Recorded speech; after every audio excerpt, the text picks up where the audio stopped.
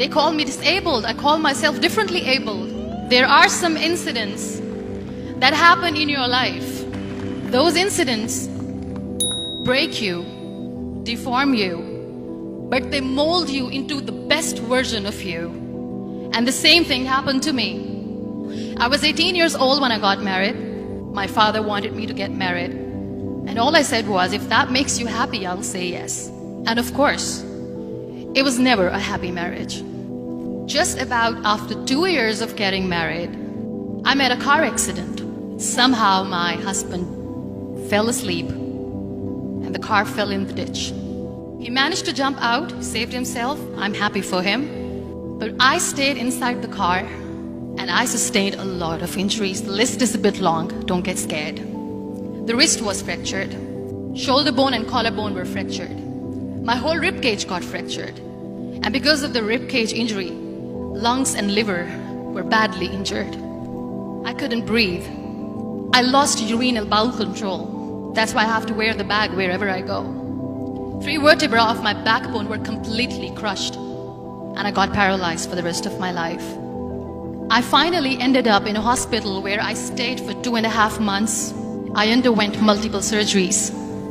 One day, doctor came to me and he said, well, I heard that you wanted to be an artist, but you ended up being a housewife. I have a bad news for you. You won't be able to paint again because your wrist and your arm are so deformed, you won't be able to hold a pen again. Next day, doctor came to me and said, your spine injury is so bad, you won't be able to walk again. Because of your spine injury and the fixation that you have in your back, you won't be able to give birth to a child again. That day, I was devastated. I asked my mother, why me? And that is where I started to question my existence. Why am I even alive? And that is where I realized that the words have the power to heal the soul. My mother said to me, this too shall pass. God has a greater plan for you. I don't know what it is, but He surely has. And in all that distress and grief, somehow or the other, those words were so magical that they kept me going.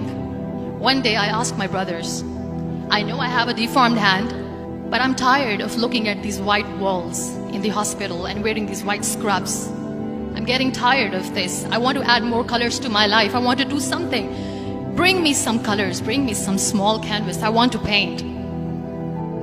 So the very first painting I made was on my deathbed, where I painted for the very first time. It was not just an art piece or just my passion. It was my therapy. And then I was discharged and I went back home. And I went back home and I realized that I have developed a lot of pressure ulcers on my back and on my hip bone. I was unable to sit. There were a lot of infections in my body, a lot of allergies. So doctors wanted me to lie down on the bed straight for not 6 months, for not 1 year, for 2 years.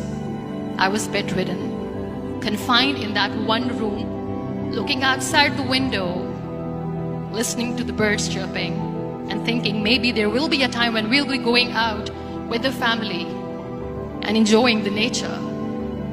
That was the time where I realized how lucky people are. That is the time where I realized that the day I'm going to sit, I'm going to share this pain with everyone to make them realize how blessed they are, and they don't even consider them lucky. That day I decided that I'm going to fight my fears. We all have fears. Fear of unknown, fear of losing people, fear of losing health, money. We want to excel in career, we want to become famous, we want to get money. We are scared all the time. So I wrote down one by one all those fears. And I decided that I'm going to overcome these fears one at a time. You know what was my biggest fear? Divorce. I was trying to cling on to this person who didn't want me anymore, but I said no. I have to make it work. But the day I decided that this is nothing but my fear, I liberated myself by setting him free.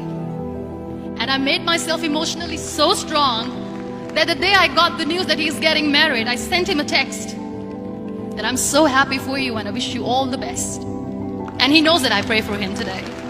Number 2 was, I won't be able to be a mother again. And that was quite devastating for me. But then I realized there are so many children in the world, all they want is acceptance. So there is no point of crying, just go and adopt one. And that's what I did. People think that they will not be accepted by the people because we, in the world of perfect people, are imperfects. So I decided that instead of starting an NGO for disability awareness, which I know will not help anyone, I started to appear more in public. I started to paint. I decided that I'm going to join the national TV of Pakistan as an anchor person. And I've been doing a lot of shows for the last 3 years. I became the National Goodwill Ambassador for UN Women Pakistan, and now I speak for the rights of women, children. We talk about inclusion, diversity, gender equality, which is a must. Every time I go in public, I always smile. It's always a big toothy smile on my face, and people ask me, don't you get tired of smiling all the time? What's the secret? I always say one thing, that I have stopped worrying about the things that I have lost, the people that I have lost. Things and people who were meant to be with me are with me. And sometimes, somebody's absence makes you a better person. Cherish their absence. It's always a blessing in disguise. Live your life fully. Accept yourself the way you are. Be kind to yourself. Be kind to yourself. I'll repeat, be kind to yourself, and only then you can be kind to others. Love yourself and spread that love. Life will be hard. There will be turmoils, there will be trials, but that will only make you stronger. So when you accept yourself the way you are, the world recognizes you. It all starts from within.